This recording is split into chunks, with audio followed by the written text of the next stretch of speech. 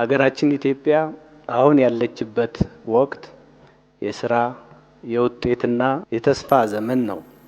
የለውጡ መንግስት የሚከተለው የመደመር እሳቤ ትልቁ መገለጫ ካለፈው መልካሙን በማስቀጠል ዛሬን ተግቶ በመስራት ለነገ የሚተርፍ ትውልድ ተሻጋሪ አሻራን ማስቀመጥ ነው። ይህ ፕሮግራም የከተማና መሰረተ ልማት ሚኒስቴርን ጨምሮ በሌሎች ሚኒስቴር መስሪያ ቤቶችና ቁልፍ የመሰረተ ልማት ተቋማት በቅንጅትና በትብብር መዘጋጀቱ መሰረተ ልማትን እንደ ሀገር ተቀናጅቶ የመምራት አዲስ ባህል እየገነባን መምጣታችንን አመላካች ነው። የዝግጅቱ መሪ ቃል ኢትዮጵያ ትገነባለች፣ ፈጠራ፣ ፍጥነትና ጥራት ለመሰረተ ልማት መርታ የሚለው መልእክት ጥልቅ ነው። ኢትዮጵያ ትገነባለች ስንል ዛሬ ላይ የከተማው በየገጠሩ በየበረሃውና በየተራራው እንዲሁም ሸንተረሩ ላይ ኢትዮጵያን ለማበልጸግና ኢትዮጵያን ለማጽናት እየፈሰሰ ያለውን ላብና ደም ከፍ አድርገን እንድናይ ተገቢውን ክብርና እውቅና እንድንሰጥ የሚያደርግ ነው። በኢትዮጵያ እየታየ ያለውን ለውጥ ብዙዎች ተሞክሮ የሚወሰድበት መሆኑን አምነው አብረውን እየሰሩ ይገኛሉ። ከዚህ ባሻገር ግን ሁለት የሚገርሙን አስተያየቶች በተለያዩ አማራጮች ሲሰነዘሩ እንሰማለን። በአንድ በኩል እየመጣ ያለውን ለውጥ የሚያጣጥሉና የሚያናንቁ፣ በሌላ በኩል ደግሞ እየመጣ ያለውን ለውጥ ያመጣነው እኛንን ባለቤቶች እኛንን የሚሉ በሌላ በኩል እኛ ሁለቱንም ጥሩ ተመልካቾች ሁኑ።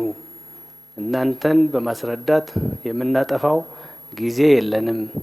ስራችንን እንቀጥላለን። እውነታውንና ፍርዱን ለኢትዮጵያ ሕዝብ ለጥሩ ተመልካቾችና እውነተኛ ፈራጆች እንተዋዋለን ነው መልሳችን።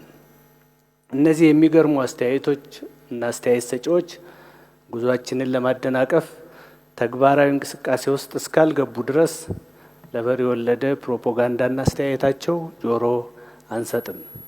ከልማትና ብልጽግና ጉዟችን ላፍታም አንዘናጋም። ባለፉት የለውጥ ዓመታት በመሰረተ ልማት ረገድ ያሳየነው ቆራጥነት ለብዙዎቹ ታምር ቢመስልም ለእኛ ግን የዕለት ተዕለት ተግባራችን ነው። በኃይል፣ በዲጂታል ምህዳሩ፣ በመስኖ፣ በአየር ማረፊያዎች ግንባታና ማስፋፊያ እንዲሁም በከተማ ልማት ረገድ ያስመዘገብናቸው ስኬቶች ኢትዮጵያ ለኢኮኖሚ መዋቅራዊ ሽግግር እየዘረጋች ያለችው መሰረት ምን ያህል የጸናና ጥልቅ እየሆነ እንደሚገኝ ማሳያዎች ናቸው። መሰረተ ልማት ለእኛ የደም ስራችን ነው ብለን እናምናለን። አዲስ አበባና ድሬዳዋ እንዲሁም ሌሎች የክልልና የዞን ከተሞቻችን የኮሪደር ልማት ደግሞ ከተባበርን እና ተግተን ከሰራን የማይቻል የለም የሚለው መርህ በተግባር ያረጋገጥንበት፣ ፍጥነትና ጥራት እንዴት ተባብረው ውጤት እንደሚያመጡ ትምህርት የወሰድንባቸው ትልቅ ተሞክሮ የቀመርንባቸው ሀገራዊ ፕሮጀክቶቻችን ናቸው። መንግስት በመንገድ፣ በኃይል፣ በመስኖ፣ በባቡርና በዲጂታል መሰረተ ልማት ዘርፍ ፈጣንና ፍትሃዊ ልማት ለማረጋገጥ የሚሰራው ስራ ተጠናክሮ ይቀጥላል። ይህ ሳምንት በዘርፉ ያሉ ተዋናያን ተቀናጅተውና ተናበው እንዲሰሩ አዲስ አቅም የሚፈጥር ነው ብለን እናምናለን። ላለፉት ጥቂት ዓመታት መንግስት ፕሮጀክቶችን ከመገንባት ወደ ስርዓት ግንባታ ማለትም ፍሮም ቢልዲንግ ፕሮጀክትስ ቱ ቢልዲንግ ሲስተምስ የተሸጋገረበት ስልታዊ አቅጣጫ ዛሬ ለደረስንበት ስኬት መሰረት ሆኗል። ባለፉት የለውጥ ዓመታት በመሰረተ ልማት ረገድ ያስመዘገብናቸው ስኬቶች የዚሁ እሳቤ ውጤቶች ሲሆኑ የተወሰኑትን ለመጥቀስ ያህል በትራንስፖርት መሰረተ ልማት የሀገራችንን የመንገድ ርዝመት ከ126,000 ኪሎ ሜትር ወደ 182,000 ኪሎ ሜትር አሳድገናል። ከ100,000 በላይ የኤሌክትሪክ ተሽከርካሪዎች ወደ ሀገር እንዲገቡ አድርገናል። በአየር ትራንስፖርት ዘርፍም አፍሪካን ከዓለም ጋር የሚያስተሳስረው የቦሌ ዓለም አቀፍ አየር ማረፊያ ማስፋፊያ ተጠናቆ አገልግሎት መስጠት ጀምሯል። በቅርቡ የተጀመረው ቢሾፍቱ አካባቢ የሚገነባው ግዙፉ የአየር ማረፊያ ግንባታም የሀገራችንን የአቪዬሽን መሪነት ወደፊትም የሚያጸና ይሆናል። በኃይልና በመስኖ መሰረተ ልማት የታላቁን ህዳሴ ግድብ ግንባታ በውጤታማነት በማጠናቀቅ የታዳሽ ኃይል የማመንጨት አቅማችንን ከለውጡ በፊት 4000 ሜጋዋት አካባቢ የነበረውን በአሁኑ ሰዓት 10000 ሜጋዋት አካባቢ ማድረስ ተችሏል። የተለያዩ የመስኖ መሰረተ ልማት ፕሮጀክቶች ተጠናቀው በሺዎች የሚቆጠር ሄክታር መሬት ማልማት መቻላቸውን ስናይ ሀገራዊ የምግብ ሉዓላዊነትን ለማረጋገጥ እየሰራ ላለነው ስራ የጀርባ አጥንት ሆነዋል። በዲጂታል ዘርፍ የዲጂታል ኢትዮጵያ 2025 ስትራቴጂን በማሳካት የሞባይል ተጠቃሚ የኢንተርኔት ተጠቃሚዎች ከፍ እንዲሉ አድርገናል።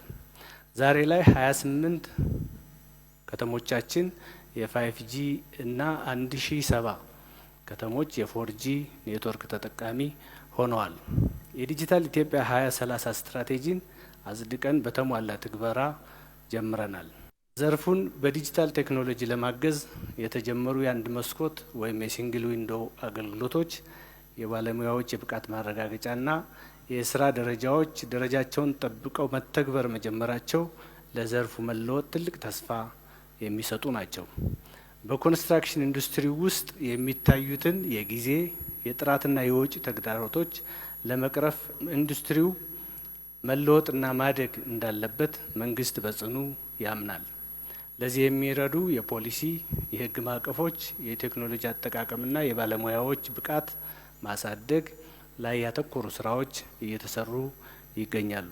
በተለይ የሀገር ውስጥ ምርቶችን የመተካት ኢምፖርት ሰብስቲቱሽን እንቅስቃሴ የኢንዱስትሪውን ጥገኝነት ለመቀነስ ወሳኝ እርምጃ ነው። መጀመሪያ ጊዜ የሚካሄደው የኮንስትራክሽን ዘርፍ ተወዳዳሪነትና የእውቅና ስነ ስርዓት በኢንዱስትሪው ውስጥ ውጤታማ ለሆኑ ተቋራጮች፣ አማካሪዎችና ባለሙያዎች የሚሰጥ ሽልማት ብቻ ሳይሆን ለወደፊቱ የላቀ ስራችን ከጎናችን ለሚቆሙም የምንሰጠው ታላቅ ሀገራዊ ማበረታቻ ነው።